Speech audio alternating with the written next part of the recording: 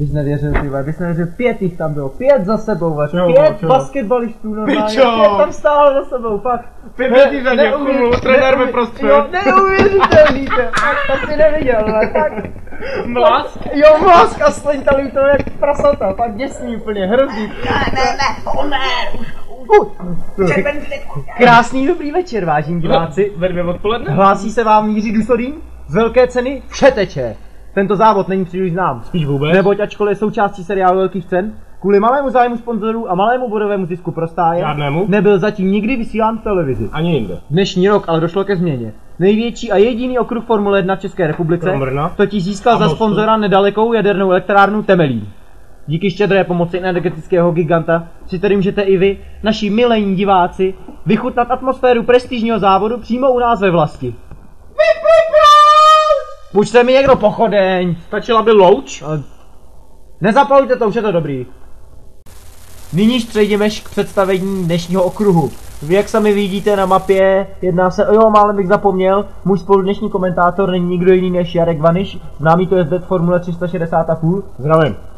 A takže já si... Zdravím všechny posluchače. Myslím si, že můžeme pomalu... A diváky. Můžeme pomalu už můžeme přejít? Mohli bychom. Můžeme tedy přejít. Kdybyste to furt nezdržoval, tak můžeme dávno přejít. Ale tak to musíte omluvit, Jarek to je trochu přehnal s bylinkovým čajem. A nyní již drobné představení okruhu.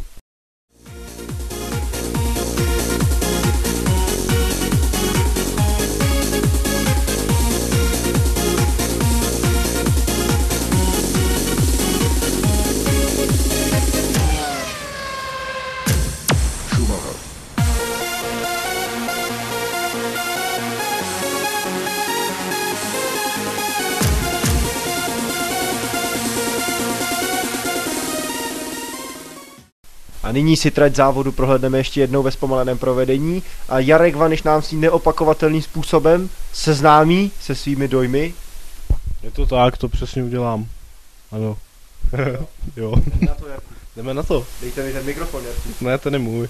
Dejte ho Nech ho sem, kurva, to je můj mikrofon, nech si vlastní.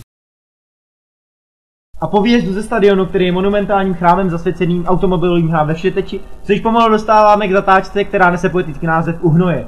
Ano, a tato zatáčka se jezdí vnější stranou. Ne, vlastně se jezdí vnitřní stranou. My už pomalu vidíme... vnější stranou. My už pomalu vidíme zatáčku u plotu, která vede na rovinku podél makového pole. No, ono to pole není makový, ale nemělo by se o tom mluvit. Jo, vlastně to pole je bramborové, no máte pravdu, Jarku. A my už vidíme zatáčku, která se jmenuje U Spartana. A tato zatáčka není mezi jezdci moc oblíbená, protože je ve prostřed. Je tam strom. Jmenuje se U Spartana možná podle druhu jablek, která tam rostou. Nebo podle předsedy Košťála. No, podle předsedy Košťála samozřejmě. Jarku, máte nějaké zkušenosti s touto zrádnou rovinkou, která je úplně rovná? No mám, pochopitelně dobrá otázka. On totiž chlap po 50, když se ráno probudí a nic ho nebolí, tak je asi mrtvej. Aha. No, my už po pravé straně máme možnost vidět prádlo natažené, které mate často jezdce a brání v rozhledu a je často využíváno jako reklamní plocha. Je to reklamní plocha pro tabákové firmy, například Lucky Stříky nebo Reteposty. Teď jste měli možnost vidět nohu samotného Šunika Machra, to je opravdu co říct, protože on nohy většinou neukazuje. No, ono se spekulovalo o tom, jestli vůbec nějaké má.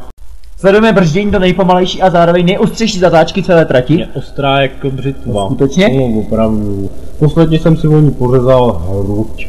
Ještě dneska to pobolívá za těch chladných zimních večerů. No, díky bohu, že Šunik Mach jí bez nejmenších nesnází.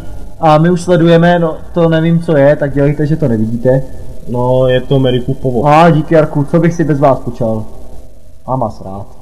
To už byly boxy. A vedle nich vana, pícha to boxů. A my jsme skrz esíčko Mandelinky Bramborové pomalu přijeli k finální cílové lince. Ano, projeli jsme Šukanou. A to je konec. No, teď začne závod. A dnešní závod právě začíná, sledujeme komentátora arabské televize Al Jazeera a vypadá to, ano, a to je reklama. Je to reklama, rozvinujeme plakát se sponzorem. A když se přibližujeme k boxům, ano, viděli jsme Šunika Machra v jeho epesních spotkách. Viděli jsme toho trochu víc, to třeba Kubyho.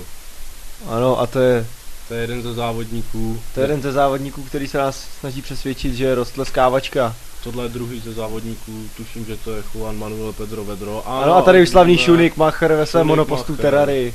Vypadá to, že si dnes opravdu věří. A to je detailní pohled na jeho vůz a tady už monopost stáje JZD za kterou jezdí nezapomenutelný Nico Friedman, ano. Ano, na to jsem sledil.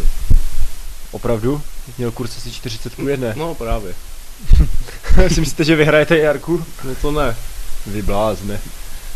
A závod byl právě odstartován, ano.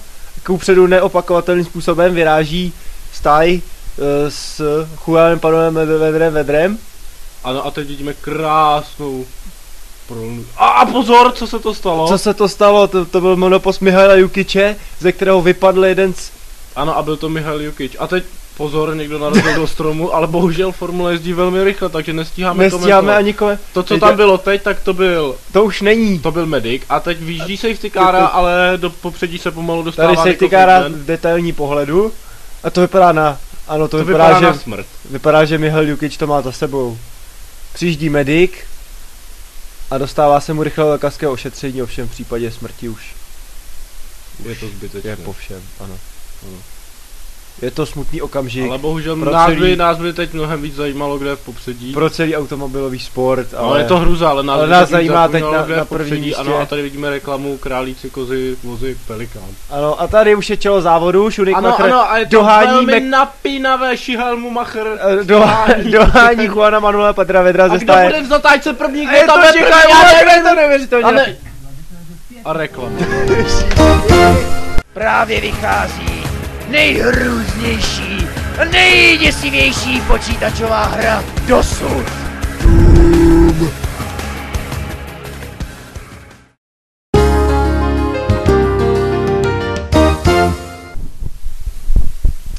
A po reklamě se vracíme opět k našemu závodu, který bohužel už skončil, protože kvůli nenadále a náhlé smrti spolujezdce Mihaila Jukiče, ke které došlo během části, kterou jste ještě viděli, byl závod předčasně ukončen a nemohl se tím pádem dojet.